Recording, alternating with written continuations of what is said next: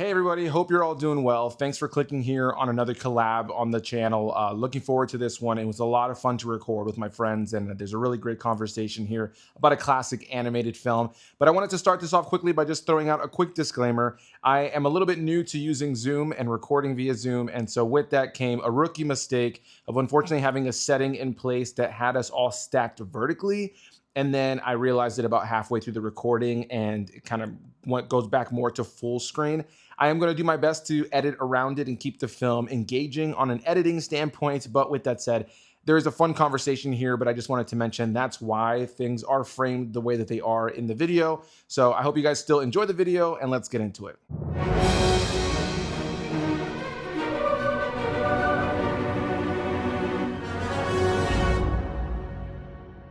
What's going on, everybody? Welcome back to the channel. Hope you're all doing well. And today's a very special one, as I'm joined by Mike of Did You See That and Rashad of Rashadji Reviews, as today we're going to be taking a trip back to 1950 to talk about a little-known animated classic known as Cinderella.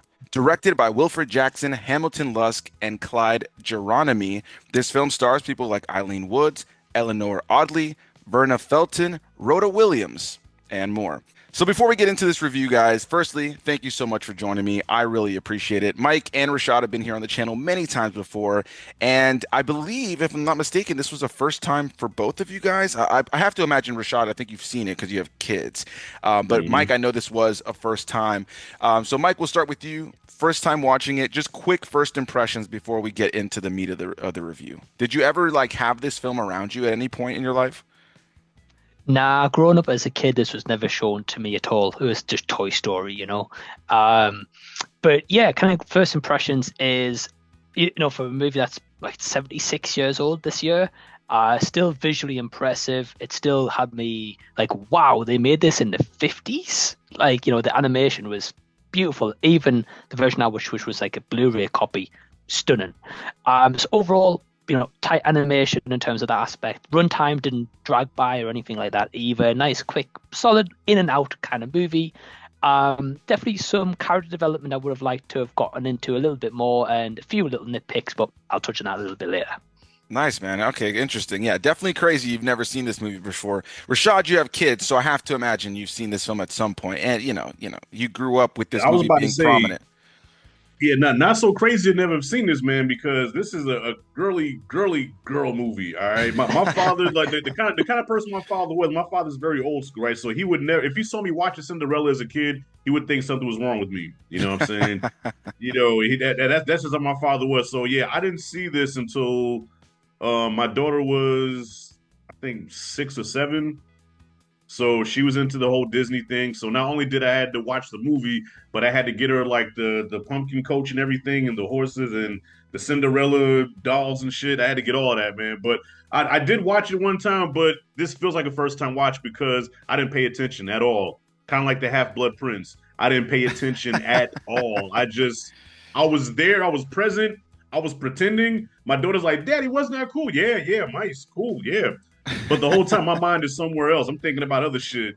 So yeah, this was a kind of a first time watch for me as well. Because I definitely paid attention more this time, especially for this conversation. I don't need you throwing back in my face about the Half-Blood Prince again. For anybody who's not familiar with what Rashad is mentioning, we covered all the Harry Potter films together on my channel. I was so happy to have Rashad on. I was like, oh, I'm going to turn him into a Potterhead. He did not love the franchise outside of like maybe 1 or 2 movies. And the Half-Blood Prince, he got to the end and didn't know who it was, even though they say it in the movie. With all that said, though, before we get into the meat and potatoes of this review, let's just talk about what this movie is all about first. In Cinderella, a mistreated young woman lives as a servant under her cruel stepmother and stepsisters. With the help of her loyal animal friends and a magical intervention from her fairy godmother, she attends the royal ball, captures the heart of the prince, and ultimately finds her own happy ending. I'll go ahead and start off personally by saying I had a really good time revisiting this movie. I hadn't seen it in a long time. It's super nostalgic for me, though. Unlike Rashad, I didn't have that pressure of, this is too girly, so something's wrong with me. But, as a kid, I grew up really heavily around these kinds of movies, Disney movies in general. My mom's a big Disney fan. I've been going to Disney World since I was a kid. And I think even all of us here, even if we're not like princesses aren't our thing for sure, it's undeniable the legacy that Cinderella has had, not only in animation and film, but also when it comes down to just the legacy of Disney. You know, some of the most iconic Disney songs are in this that are still part of that vibe. And of course, as I have right here next to me, you got Cinderella's Castle, which of course, if you live here in Florida, you know, is a huge part of the Disney experience. Every Disney park has a castle. They're usually different characters' castles, but Cinderella's castle being a staple of the overall Disney iconography is definitely a huge part. So I had a great time with it, honestly. Really enjoyed it. I'm kind of curious too because we all had three different scores on Letterboxd when we logged these in the last day.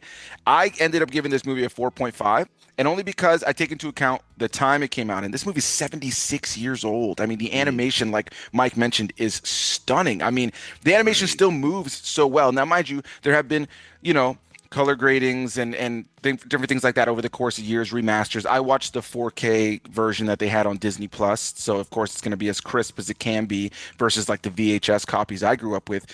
But Mike, we'll start with you, man. First time watch. Obviously, you said a little bit about your thoughts. You gave this a 3 stars out of 5. Give me more of your thoughts on the film as an overall. Yeah, definitely. So again, first time watch. And I will say, animation solid. No complaints there whatsoever. I think it still holds up. The Blu-ray or the 4K version you watched, Perez, still holds up, and like the conversion from a 2D animation to present day, it's great, right? It's still great looking. I think no one can watch this and be like, God, it looks terrible. It's not aged well. Not at all. Not at all. I think at the heart of this story, I can imagine in the 50s, right, this was something brand new, like fresh out the box. Like, there wasn't any rival competition at the time, right? Disney was the head honcho as such.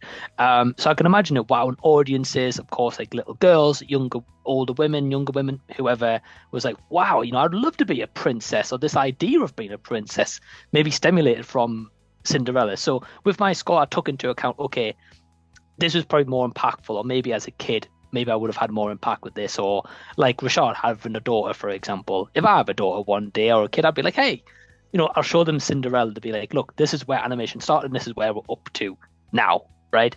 So I think I like that. The stepmother is an awesome villain. I thought she was great. I would have liked more of her, but I think for what you get, you're like, it's easy to dislike the character. Cinderella has a great kind of backstory about like how harsh she's treated and overcoming that mistreatment and kind of rising to the top by the end of the movie. Great. I think the issue is for me is the mice and the cat Lucifer seem to get more character development than Cinderella and the love interest. And I was like, are we really focusing on mice and cats than Cinderella and the prince? No, don't get me wrong, I love cats. I've got 2 myself, so I love them. But for the first 20 minutes, I was like, where's this movie going? Where's the glass slipper? Where's all this, famous stuff this movie's known for? But then as it got going, I was like, okay, I'm into this. But the love interest, man, he shows up in the last 15 minutes, one dancing, and he's married the next day. I'm like, what kind of story is this? So I think looking at it in a 2026 lens, right, we all know like character development a bit lacking, maybe the love interest, you can't really buy into it as much. But again, different timepiece, different setting, really. Yeah, I mean, those are some good points for sure. I think it's one of those things where the OG films of this era did that a lot. Last year, I rewatched the original Snow White before the remake came out, and that movie is like she's supposedly dead, and then they just like the prince comes and kisses her, and then she just strolls out with him, and then the movie over is like you have no time with that guy whatsoever. And so this was definitely a common thread you saw with a lot of Disney movies at this time. I think I'm a little bit more okay with that personally with this movie, because I think the movie does a really good job of making you feel for Cinderella. And as you said, the evil stepmother, I actually forgot how ominous her introduction was. Her in the bed, the like lighting up of the eyes. There's a couple of moments in this movie. She's a pretty ominous villain for, my wife and I were both saying when we were watching it last night that Cinderella should have snuck something into their food like at some point, because like all of them were terrible. But what about you, Rashad? Obviously, like you said, you watched it at times, but this first true time you're sitting down watching it on your own. What were your thoughts on this 76-year-old animated film? Well, I kind of agree with Mike mostly. This movie is visually stunning. Like I watched it on my wall with the projector. And I'm like, damn, this is a beautiful looking movie. So, eyes open, didn't go to sleep not one time. Okay, 'cause I'm known for going to sleep. I didn't sleep once because it was just that beautiful looking. But yeah, I agree. A lot of time was spent on Lucifer and the mice as opposed to Cinderella. And I don't know, I saw it like as a comedy in a lot of ways too, because there was so much things I saw in it that were funny that probably weren't supposed to be funny. Like the fact that the cat's name is Lucifer, which is the devil. Okay. And the fact that the evil stepmother, when they introduced the characters, they said, yeah, the father married her and then eventually she showed her true colors. I said, eventually showed her true colors, like the bitch was always evil. What you mean finally showed her true colors? For the moment you saw her, she was just mean looking. I never saw her smile not one time, man. So look, I don't know how she made it past hello. Like you see a bitch that evil, you're not gonna want to talk to them or marry them. You know what I mean? Like even the glass slipper. I'm like, who walks around in a glass slipper? Like, dude, you take one step, that glass is gonna break and cut your foot up, Die Hard style. You know what I mean? So, yeah, just a lot of things that I found funny. Yeah, and even with the prince, he was just, it like I think if they would took a scene or two to kind of show his character, I think it would have made that dance, that musical number a little bit more impactful because it's like you kind of know who he is and where he's coming from, and then you already know her struggle. You know what I mean? But I guess for the runtime, they had to just cut it where just bringing the Prince dance and then roll credits. But yeah, watching it by myself with no kids, I was surprised by how much I enjoyed it, man. It wasn't bad at all. Not my cup of tea. I would never go back and watch this again. But I do respect it. I respect it for what it was. Nice, man. No, that's awesome, man. I forgot to mention that you gave it a 3.5. So we all have different scores. You and Mike a little bit closer, but ultimately all positive scores. I think, knowing everybody's rating system, I know we all kind of put different things on different tiers, but I know for both of you guys that a 3 and a 3.5 is a positive score. So, yeah, all in all, it's nice to hear that you guys enjoyed the film. I really wasn't sure what the reaction was going to be from you guys. Yeah, I purposely chose you guys because, you got manly Rashad, who's like, I'm not watching the princess movie, so I made him watch the princess movie. And Mike, who's seen like 6 movies his whole life. So, I had to. Mike ain't seen shit. Yeah. I ain't seen shit. So, all the classics I still love having them on for. So it was cool to be able to hear you guys' thoughts on it. Yeah, so undeniably, the cats, Lucifer, that whole element, the cat and Lucifer and Jack and Gus specifically get tons of screen time. One thing I like about this film, upon revisiting it, was how much there's because it's only an hour and 18 minutes. It's a pretty breezy watch, kind of like Mike mentioned. It's well paced. It doesn't really waste a lot of your time, and it kind of gets to things pretty quickly. One thing that I kind of liked rewatching it this time is how it sets up all the little animals in the house earlier in the film, including like the dog Bruno, and how he comes into play later on. There's all these little details that they kind of just kind of slide in there in these very subtle ways that at the end when she's trapped in the room upstairs and they're there to, try on the glass slipper. If it wasn't for Bruno, she wouldn't have got out of there, because Lucifer was keeping them caught up with the key and stuff like that. So I really appreciated that part of it. And yeah, I think we'll all agree the animation is stunning. One thing my wife and I were looking up when we were right after we finished watching it was there's definitely a Mandela effect a little bit with the marketing around this film. Even if you look at right behind me, Cinderella's there in that blue dress, but the movie you guys probably watched, she's in a more diamond-esque white dress. Mm-hmm. Right. And when you think of Cinderella, you think blue dress. And so we were looking it up, and I guess it was always initially a more white dress, but then a lot of the marketing and toys and different things that they would release after the fact were in the blue dress. I thought that was interesting. Did you guys have a moment at all, either one of you, where you were expecting the blue dress and were surprised to never see it? Now that you say that, I didn't think about it at the time, but you're right, because when I got my daughter the Cinderella doll, yeah, it did come with a blue dress. And most pictures that you see of Cinderella, even the VHS box was always blue. So yeah, and I didn't think about that when I was watching it. Yeah, I thought it was interesting. It didn't even pop into my mind until I was watching. I'm like, man, is this a Mandela effect? Because truly, it's probably been over 15 years since I rewatched this movie, even though I've seen it a million times. I would also argue, for me personally, that this might still be my favorite rendition of this story, even though there are versions that have expanded upon the prince a lot more. And I should, tease right now for the viewers that I will be having both of these gents back on soon enough for one more go as we'll talk about the live action Disney remake of Cinderella somewhere in the coming weeks. But don't worry, Rashad, I'll give you a little The bit of a break. Brandy Whitney Houston one. Not that one, but that one I do have in my back pocket. I will say Okay. I was gonna hold it for the next time, but I do want to cover that one too. But I want to cover the one Okay. from the 2010s with Lily James, I believe, is the actress who played Cinderella in the live Yeah. action remake. The Disney, officially Disney, like theatrically released one. But I do want to cover the Brandy one as well. Ooh, But ooh. yeah. Can we also do the ugly stepsister? That's technically a Cinderella story. Mhm. I'm not opposed to it because I still haven't seen it. I'm the only one of the three of us who hasn't What? seen it. I know. Listen. I'll never forget it. I got the tickets to go see it that night. It was kind of Mhm. in the first little bit of me moving into this new apartment I'm in, and my mom, unfortunately, my mom has a bad back, and unfortunately, she had like a back spasm thing. I had to take her to the doctor that day. Mhm. So I canceled my ticket, and then in the later part of the year, they sent me a screener for it to Mm. watch to try to cover it for like award season, and I just never got around to it. But I want to. I've heard God, nothing but good. I mean, the amount of love you I've heard gotta for that watch movie. that. I know. Yeah. You gotta watch, dog. And it follows the Cinderella story to the T. Like watching the movie yesterday, I was like, holy shit. The Ugly Stepsister Mhm. follows this pretty much beat for beat, but just the horror version of it. Right, right. And told Which, from the stepsister's perspective.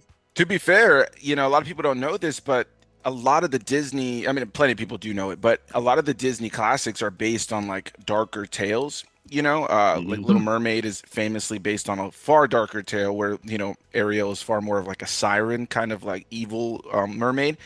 But then Cinderella, if you look up like the original Grimm tales, which is probably what Ugly Stepsisters pulled from, it's a lot darker of a tale, and including stuff for, if I remember correctly, like when the evil stepsisters are trying on the shoe at the end, one of them like Mm. cuts off like half their foot or something to fit their shoe inside the glass slipper. So if they do that in the Ugly Yeah. Stepsister movie, I'm not surprised because that is from the original source material. So it is kind of funny that Mhm. Mhm. Disney pulled from like really dark source material and made them these Right. fun, like bright little things. Did they include that in the movie? Yeah, they did. There you go. Yes, they There you go. did. And I, along with some other stuff. Yeah. I was going to say no spoilers, but we got Rashad's spoiler G review. He asked me, man. He asked me about the movie. Mike, what am I supposed to say? Well, to be fair, I already knew. I already knew about it. You know what I mean? So Just it's not. messing. To be fair, I knew about it already. So like just from the source material. So I'm not surprised to hear they Mhm. put that in there. All right, guys. So moving forward with the movie a little bit. Obviously, it's a pretty simple tale, right? We already said, she's this stepdaughter. She's essentially treated like a servant the whole movie, and she's got this terrible stepmother and these terrible stepsisters. And then, of course, she ends up getting the chance to go to the ball. There's the whole fairy godmother scene, which the fairy godmother definitely feels very tacked on in this movie. Like she just Mm. feels like the most random thrown in thing, just kind of randomly appears. And Cinderella doesn't even question it. Like she appears with her head in her lap. And she's like, "You Yeah. must be my fairy godmother." Like, I don't know about you, but if some like random lady appeared in front of me and, I'd probably be a little bit more scared. But that scene is so classic. Of course, it leads to one of the iconic songs. And this movie has some of the most iconic songs in Disney history. A Dream is a Wish Your Heart Makes opens the movie, which, come on, whether you like Disney or not, you know that song. The work song, where all the mice and the birds and everybody's working together to build Cinderella's dress. That's an iconic song. Of course, as I was just referring to with the fairy godmother, you have Bibbidi-Bobbidi-Boo, which is, of course, again, another iconic Disney song. I'm sure, Mike, you probably heard a lot of these songs before you even saw this movie, right? I heard Bibbidi-Bobbidi-Boo. That's about it. I didn't know the other Really? ones. You didn't know A Dream is Your Wish Your Heart Dream is a Wish Your Heart Makes? Really? Really? That's Nah. such an iconic like Disney. Mm. Even going to the Disney theme parks, it plays like with a lot of Yeah. the shows that are there, the parades, or like the fireworks. So I'm kind of surprised by that. And then one song that I actually forgot was in this movie, is "So This Is Love" at the end. This is love, yeah. Mhm. Which has kind of gone on to kind of have like different iterations over the years. And so, yeah, I mean, immediately some really iconic songs. Are there any of the songs or the musical numbers in this film that kind of stood out to you guys? Nah, just the ones you named. I mean, I don't too much care for them, but they are catchy. There you go. Okay. Because What about I'm sitting there I'm like, this song is whack. This is love. Do, do, do. And I'm singing along with it, even though I don't like it. Right. Yeah, I'm probably saying for me, yeah, like the Bibbidi Bobbidi Boo. I was like, oh, okay, yeah, I know this one. The rest of them I didn't know. I thought, for the time, I think like, going back to the 50s music, I was like, yeah, no, this probably fits in that era pretty well. Yeah, like the music's not going to be ones like Land Before Time people don't know. I'm not going to be adding them to my Spotify playlist anytime soon. but I like them for what they were. Fair. Can I just add in real quick? The evil stepmother wasn't, not the evil stepmother, but the fairy godmother wasn't shit. She wasn't. I mean, I feel like you feel, Anthony, she was tacked on, but also, why would you just come here, give me all this, right, just for a couple of hours and then take it away? If I was Cinderella, I'd be like, nah, I'm good, bro. Because I'm like, man, if I can't have this for at least a weekend or, don't give it to me. Or the whole night, maybe. Because she doesn't explain at all why there's the time limit that there is. Like, I was kind of waiting for that to see if there was something like, oh, my magic. I couldn't remember. It's just, I always remembered when the clock strikes 12, it's over. But let's be honest. It's when the clock strikes like 12:10. Pretty much, because it strikes 12 when she's still there. She has all the time to explain that she needs to get out of there. She gets out. She at least makes it like a decent way down the road. My wife and I were also cracking up at how dramatic the chase of Cinderella on the way out is. All those freaking horses coming out with like red eyes and stuff. But yeah, I agree. Yeah, it all took place in under a minute. It struck 12, and then when the scene was over, when the clock was still on 12, I said, "Damn!" They was moving like the Flash in that motherfucker. Honestly.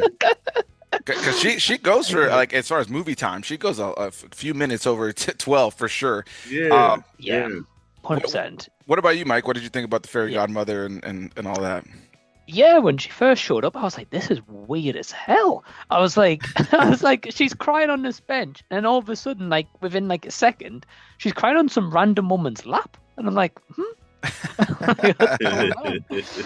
and like throughout the movie, correct me if I'm wrong, but I didn't hear any reference to a fairy godmother ever. There isn't, yeah. So I was like, this is a bit random ass, isn't it? I was like, where's this woman come from? Well, like, I have a theory, Mike. I have a theory. Go for it. I feel like, and I could be wrong, I think Cinderella was on drugs this whole movie. You what? I think she was on something this whole movie, because there's no way that you're living the way she's living, right? And she's singing, she's happy. She made friends with the fucking pests, okay? In real life, if you see rodents in your house, you're freaking out. She's singing to the rodents. She's dressing them. She's being treated very badly and still with a smile on her face. And then in her drug-filled mind, she creates this fairy godmother. You know what I'm saying? Cinderella was high. So Cinderella actually showed up in her torn-up dress, is what you're saying? Yeah. I'm telling you, man. Cinderella was high. You can't tell me otherwise. There's no way you're that positive living in poverty like that, where you're making friends with the rats. All right. Well, speaking of the rats and the other characters in this movie, I'm curious. Do you guys have? Well, Mike, we'll start with you. I'll give mine, and then we'll pass it off to you first. Favorite character in the movie, or favorite characters and least favorite character, if you will. For me, of course, Cinderella being a favorite. She's just a charming character. You feel bad for her. She's got a beautiful voice when she sings too. But as far as just like fun characters in the movie, really love Gus. He's a little bit annoying and stupid, but man, Haley and I were just cracking up at some of the things he says. Gus and Jack, I love their time with everything going on with Lucifer. So I seem like I might be a contrarian compared to you guys on that. But as far as least favorite characters, for me, probably the stepsisters, but obviously you're supposed to feel that way. They are the most annoying. And also, if you guys can throw in like maybe a fun scene that you enjoyed more than you expected. For me, it'd be the scene where the king is trying to kill the Duke because he thinks like he let Cinderella go. He doesn't know that like they have the glass slipper. That whole scene where he's chasing him with the sword around the room. It was so stupid and so ridiculous. I didn't remember that scene, and I enjoyed it so much. But what about you, Mike? Least favorite character, favorite character, and maybe a scene that really stood out to you? Yeah, least favorite character. I don't know if I have one really, because I think they're all unique and individual in their own rights. Favorite was probably the evil stepmother, because again, I thought she was a great villain. How she was brought in, as he said, like dark and like room, and then all of a sudden the eyes are revealed and they're like, oh, okay. She was cool. Cinderella, and I really like Lucifer because I love cats, so I love Lucifer. Favorite scene, I would say, was when the dad figure is scouting out the maiden for his son, and he's like, oh, all hope's lost here. Although he thinks, by bringing all these women in, the son's just going to choose a random woman, right? And then like the Duke starts explaining, be like, "Oh, wouldn't it be magical if this woman just showed up and grabbed the hand and foreshadows basically like what's happening in the actual scene?" And he's like, it gets the magnifying glass. He's like, "Here, look at this." I thought that was pretty funny. Yeah, no, it's a great scene. I like that scene a lot too. I kind of forgot how bored the prince is in that whole scene. Like the very exaggerated yawns and like eye rolls that he's letting out when he's meeting all these different ladies. What about you, Rashad? Favorite character, least favorite character, maybe a favorite scene? Well, favorite character, the character I had the most fun with was Lucifer. He was just he lived up to the name, and that cat was the devil. And every time he was on screen, man, I was laughing. And probably my favorite scene, the scene I laughed the most, was when he fell out the window. And I had to rewind. I said, "Wait a minute!" I said, "Did he die?" Like it was such a quick climax, man. It's like he's up there, he falls, he disappears, and okay, now we have to try on the slipper. I said, "Wait a minute!" They just killed Lucifer and just like brushed over it real quick. That's true, man. They're gonna like go outside right after that movie's over and just find Lucifer splat on the ground. Yeah, just so yeah. So Lucifer was my favorite character. I had the most fun with that scene when he fell out the window. Made me laugh the most. The evil stepmother obviously was the worst character because I wanted somebody to beat her ass so bad, just knock her out. And I also laughed too because she thought she got the best of Cinderella, right, by tripping your boy, making him break the glass slipper. And I guess you can call this plot armor or whatever. Cinderella says, "Oh, by the way, I have the other one in my pocket." So was she thinking that the whole time? Like, okay, just in case she does some shit where she breaks one slipper, I'm gonna have an ace in the hole. The power of weed to make you think ahead of time. You know what I mean? I was going to say, Rashad, she was high. You remember? I mean, when you're high, you have anything in your pockets. You're like, how did that get there? Yeah, with weed, there's no bad idea. And that was one of them. Yeah. So she said, "Oh no, I got it. Here we go." And the look on the stepmother's face was like priceless. So yeah, evil stepmother, I hated the most, man. I wanted her to just get fucking mollywopped. All right. Yeah. Nice. Well, yeah, guys, this has been hilarious to hear you guys' thoughts. I want to hear though, before we talked, it's a simple movie, so there's not an abundance to say other than the fact that we enjoyed it and what we enjoyed about it, and it's been fun to talk about. But we talked about a little bit of our gripes, but I kind of want to like bring this home with a little bit of like maybe the biggest negative for you in this film, the one thing that really holds it back. And I think we're probably going to have some echoing opinions here on this one, but I would say that the main thing that really holds this movie back for me for sure is what Mike said initially, which is the lack of a real character from the prince. And a lot of other iterations of this story have really expanded upon that a lot more. And I do agree with the sentiment that, while I loved all the time with Lucifer and the mice, maybe a little bit extra time with the prince would have really done this film a little bit more. Rashad, we'll start with you first this time. What's your biggest negative for this film? Well, the biggest negative, I think, is that it wrapped up a little too quickly. I think the climax was like, it didn't really have time to like really breathe. And, it just like, okay, we got to get from this. Okay, Lucifer falls out the window. Okay, bring in the glass slipper, break, boom, try it on, roll credits.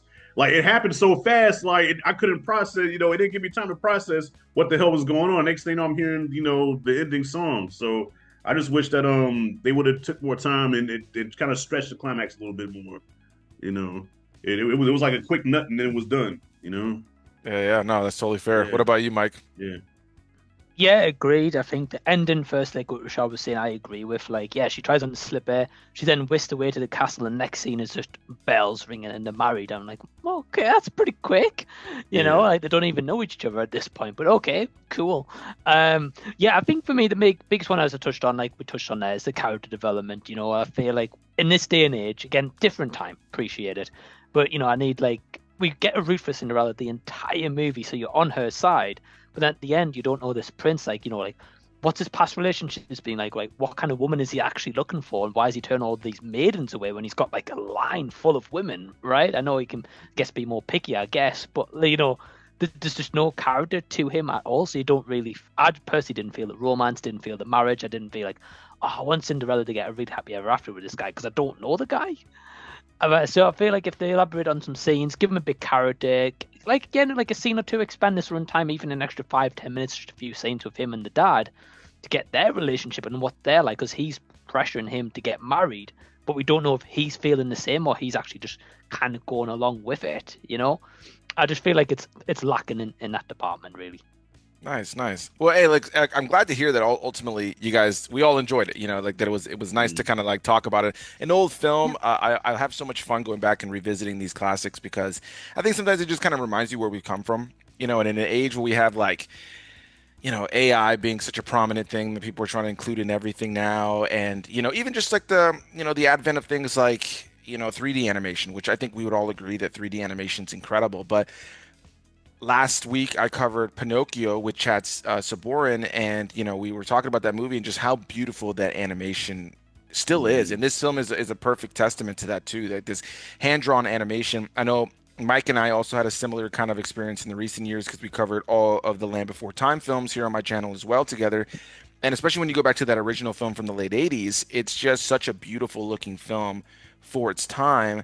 But also there's a charm to 2D animation that's just kind of lost in the modern day where there's so many 3D animated films that a lot of times can look really beautiful and stunning and be different. I think this last year we had some big ones with like Neja 2 or something like K-pop Demon Hunters that are like visually stunning.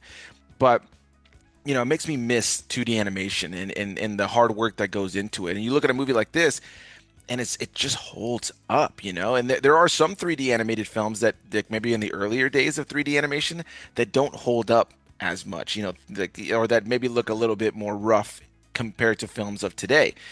And I would just kill to see this come back. So really quickly before we wrap this up, I just kind of want to hear your guys' thoughts on that. Mike, we'll pass it off to you. 2D animation, 3D animation, do you have a preference? When you see a film like this, what does it make you feel in terms of where we've come and where we've gone in animation? Mm-hmm. Yeah, I totally agree. I feel like nowadays we've got movies where just 3D's just cheaper to produce, I'm guessing, for studios.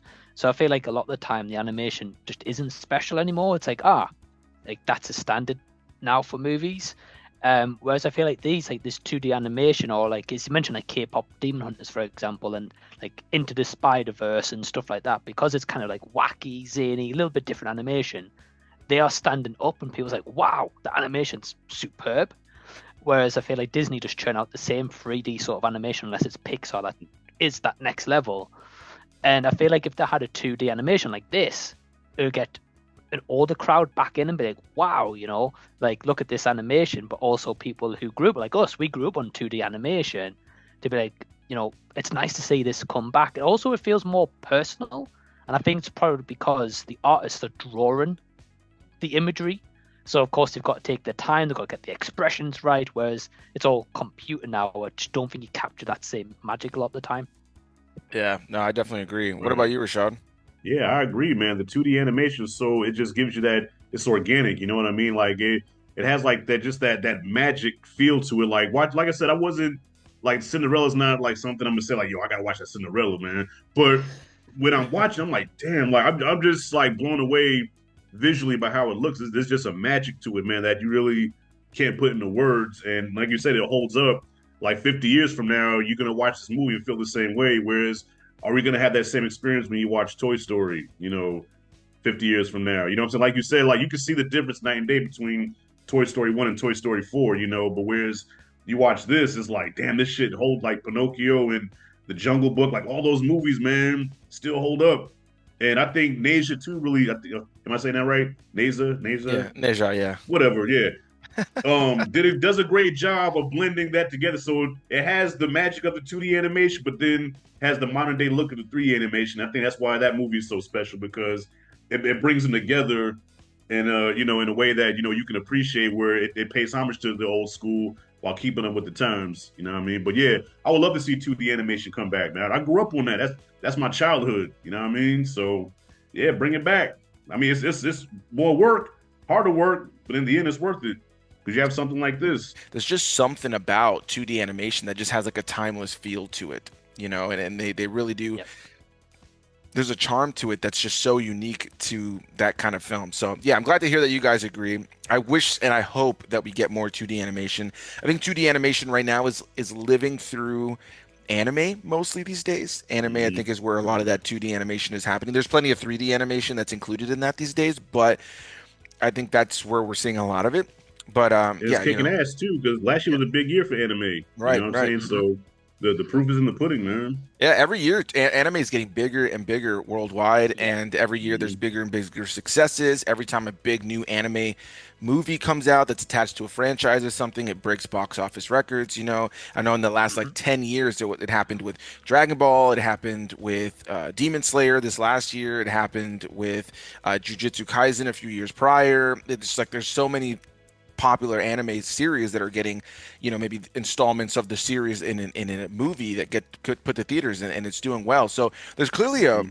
an audience for 2D animation, and I like a Yeah. blend. When I look at Disney's like later films in that 2D run, something like Tarzan from 1999, the first Lilo and Stitch, or The Princess and the Frog, all those films have 3D elements in the movie, but they're also mostly 2D, and they look stunning. They look Yeah. gorgeous. And I think if Disney was to pivot, I think so many great movies that they've released in the last like 15 years, if those movies had been 2D, like I think I would love them more. Not and I like them. Like I look at Yep. something like Frozen. I like Frozen. I'm not on that boat train as much, and obviously the songs are super super overplayed. But if that movie was 2D, I can only imagine how gorgeous it would look. You know what I mean? Same with even something like Zootopia that I think looks great in 3D animation. But if that was in 2D animation, I can't even imagine how much more charm Right. it would have, and how long the legs of that movie kind of franchise would be. But yeah, guys, Yeah. it's been a lot of fun chatting with you guys about this. We're going to bring this to an end now, but just want to pass it around as usual. Mike, we'll start with you. Anything you want to plug on your channel that you have recently released or you have coming out soon? Yeah, well, firstly, thanks for having me, Perez. Really appreciate it, man. And I look forward to the next installments of Cinderella as we get a check out as well. Yeah, as for myself, so I've just dropped a review on my channel for a brand new movie called Killer Whale, which stars Virginia Gardner. It's dropped on digital channels, to be fair, so you'll be able to catch it, but it's not very good, so probably wouldn't recommend it. So dropped a review for that. And in the next few days, at the time of this record anyway, I've got a review coming out for Rental Family with Brendan Fraser. That just dropped in the UK literally like 2 days ago with that. Really enjoyed that one, so you can expect to see that review as well. Nice, man. That's awesome. What about you, Rashad? Damn, Mike, it's funny you say that. I was literally gonna watch that right after we got off the stream. I was gonna watch Killer Whale. Please do, and let me know your thoughts. I'd be Okay, intrigued so if we feel this, all because right. I've heard someone else's thoughts as well. Very quickly, one of my other friends checked it out. He's like, "I'll still check this one out." I was like, "Fair enough if you're going to," and he Oh, was wow. like, "Yeah, it's going to be on my bottom worst list of the year." I was like, "Oh, okay. I'm only in January." All right. Well, you know what? Okay, so yeah, well, I got that coming up. So I'm watching Killer Whale after I get done here. So I'm gonna be dropping a review for that, and also from a movie that just dropped on Netflix, The Rip, with Matt Damon and Ben Affleck, which I highly recommend. That was fire. And I just dropped a review for 28 Years Later. The How you spelling Bone Perez? Temple. The Bone Yeah. Temple. Because I haven't seen it. No spoilers. no spoilers. Okay, Rashad okay, didn't so- like it. I really liked it. Yeah. So I got a little review for that, and that's about it until next week. So yeah. Nice. Well, thank you guys. I really appreciate it. As usual, guys, you can find the link to any of my guests here on the channel down below in the description box. Go check out Did You See That? Go check out Rashad G Reviews. 2 excellent channels, different takes on movies, different approach to talking about movies, and that's kind of the fun of this whole thing. I didn't know what the takes were going to be today, and it's kind of funny that the three of us ended up actually all enjoying it. So I'll be curious. In the next couple weeks, I have another couple collabs planned for some Disney movies, but I will hit you guys up in the next couple weeks, and we will get that live action Cinderella out of the way. And I'll be curious to see how we feel as far as the remake. Does it hold up as a remake? Is it as charming as the original? It should be a lot of fun. As for me here on the channel, if you guys have not already seen, I did drop a review for 28 Years Later, The Bone Temple, as well as a movie called Night Patrol that I did not like, and another movie this last week called The Coral with Ray Fiennes. So double Ray Fiennes week for me on the channel. And yeah, guys, outside of that, I have reviews that I'm currently going to be filming for a film I got to check out pretty early that doesn't come out until February. It is under embargo until February, though, so just keep your eyes peeled. It's called Have Fun, Good Luck, Don't Die. I believe is what it's called, or Good I Luck, think I Have heard Fun, of Don't that. Die. It's a new Gore Verbinski film, the first film from him in nearly a decade. The director who did the first three Pirates of the Caribbean movies, and his last film was 2016's A Cure for Wellness. So this is his Oh, return to cool. movies with Sam Rockwell. It's a very interesting time travel movie, so that review is coming soon. And Marvel sent me over all 8 episodes of their new series starting in a couple weeks, Wonder Man, and I Mm. have seen the whole series. No spoilers, but the review will be coming soon. And when the embargo lifts for that, so keep an eye out. But yeah, guys, thank you so much, genuinely, to everybody who watched. Thank you to my guests for joining me, and stay tuned for more collabs as we continue on this pre-recorded collab series I'm doing in 2026. All right, everybody, bye bye. Peace.